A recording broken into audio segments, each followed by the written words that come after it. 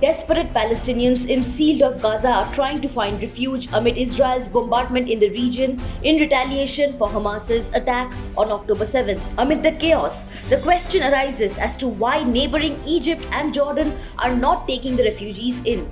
Egyptian President Abdel Fattah el-Sissi made his toughest remarks yet on Wednesday, saying that the current war was not just aimed at fighting Hamas, which rules the Gaza Strip, but also an attempt to push the civilian inhabitants to migrate to Egypt.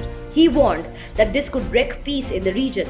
Jordan's King Abdullah II gave a similar message a day earlier. He said, "No refugees in Jordan, no refugees in Egypt." Their refusal is rooted in fear that Israel wants to force a permanent expulsion of Palestinians into their countries and nullify Palestinian demands for statehood. El-Sissi also said that a mass exodus would risk bringing militants into Egypt's Sinai Peninsula, from where they might launch attacks on Israel, endangering the two countries' 40-year-old peace treaty. Displacement has been a major theme of Palestinian history. In the 1948 war around Israel's creation, an estimated 700,000 Palestinians were expelled or fled from what is now Israel. In the 1967 Mideast War, when Israel seized the West Bank and Gaza Strip, 300,000 more Palestinians fled, mostly into Jordan. The refugees and the descendants now number nearly 6 million, most living in camps and communities in the West Bank, Gaza, Lebanon, Syria, and Jordan. The diaspora has spread further, with many refugees building lives in Gulf Arab countries or the West.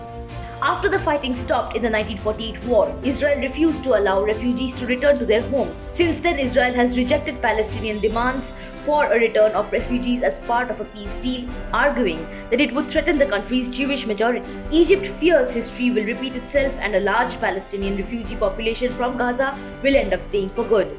Moreover, Israel claims that it intends to destroy Hamas for its bloody rampage in its southern towns, but it has given no indication of what might happen afterwards and who would govern Gaza.